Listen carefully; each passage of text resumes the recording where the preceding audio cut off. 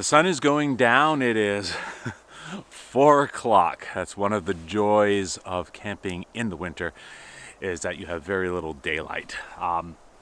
Right now it's still December, so we are like 7 days past the winter solstice. So these are really, really short days.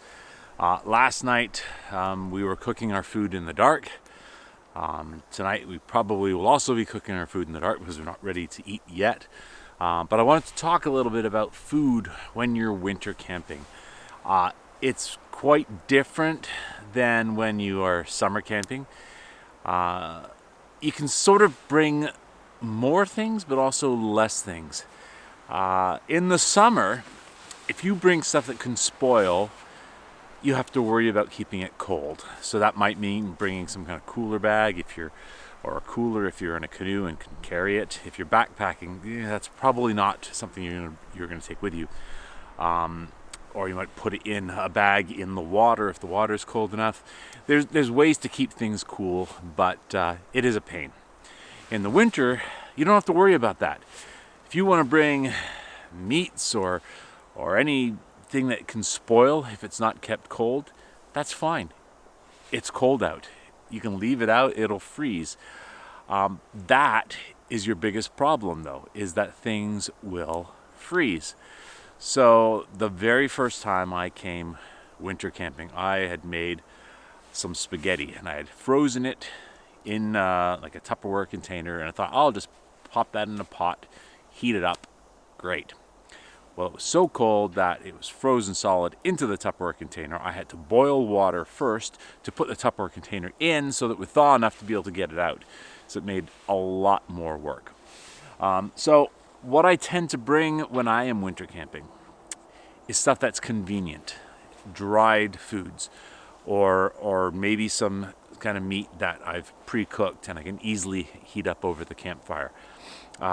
Any food that has moisture in it, you're going to be fighting with it not freezing. I've brought things before that, even something like cheese. I brought cheese and it's frozen solid and it became inedible.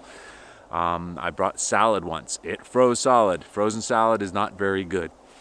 So some of the things that I do bring, I often go and I'll buy something like chicken tenders.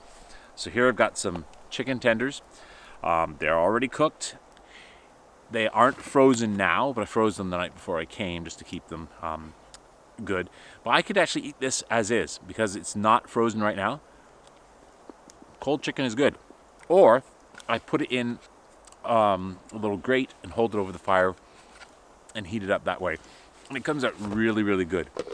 I will also bring things like dried foods like chips, some corn chips here. These are also really good to help keep the fire going if you're having trouble getting the fire going. A lot of oil in these. These will burn really well as a good fire starter.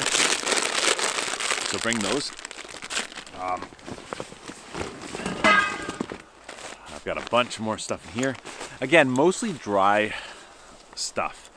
And stuff that's convenient. I don't want to spend too much time cooking and prepping and having to clean stuff in the winter. It's cold. It's no fun having to wash dishes when it's minus 20 out. So that's something I avoid. Bread. Bread is good. In this case, I've got some wraps.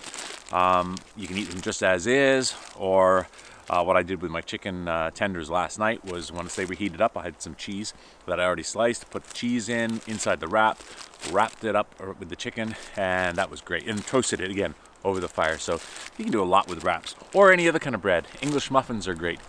Bread that you want to just make toast from, also great. So simple, easy to use. What else have I brought this time? Oh, your classic Mr. Noodles. These are always good. You can also eat these dry or like uncooked. I like them that way. Or cook them up if you want a nice hot meal. Very easy, just water, boiling water in a cup with this, you're good. Same with something like cup of soups. Bring those as well. Got those here, cup of soups, excellent. Just a nice, simple thing to do. Anything that you just need boiling water for is great, and that you don't have to clean up after is great. Some cheese. Now you gotta watch it, this doesn't freeze. So one of the things I do in the winter, when I go to bed, or if it's going to be cold all day long, I will get an empty bottle, something, just an empty bottle. This is just a pop bottle, or one of my stainless steel water bottles. Put boiling water in it, or really hot water in it, and put this inside my cooler bag with the food. What that does is prevent it freezing overnight. It'll still stay cold because it's really, really cold out, but it's just enough to keep it just above freezing so you don't freeze your food solid. So, this is a great technique to do that, to keep your food from freezing. So cheese is good. Dry stuff like cereal, you can't go wrong with that. This works really, really well. What else did I bring? Oh, some cookies. Cookies, tasty, yummy, great. They won't freeze. They'll get a little hard, but you just bite them, and they're fine. I didn't bring any chocolate with me, but chocolate is great out here. Frozen, it doesn't matter if that freezes. Frozen chocolate is awesome. So, chocolate, high in calories, tasty as hell. That's really good. Any other kind of candy, if some like gummy worms or gummy bears, they're going to freeze solid unless you keep it, in a pocket, or like I said, in a cooler bag that you're keeping warm. But yeah, I try to keep it as simple as possible to avoid having to cook big meals and having to worry about cleaning up. You can do that as well, though. Don't let me dissuade you from trying that. If you want to come out here and cook a meal, you can. If you've got a stove, you got a fire, pots, water, you can cook a gourmet meal out here if you wish.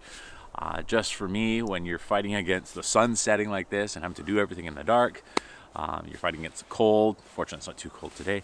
I like to keep it simple. So that's what I do for food when I am winter camping.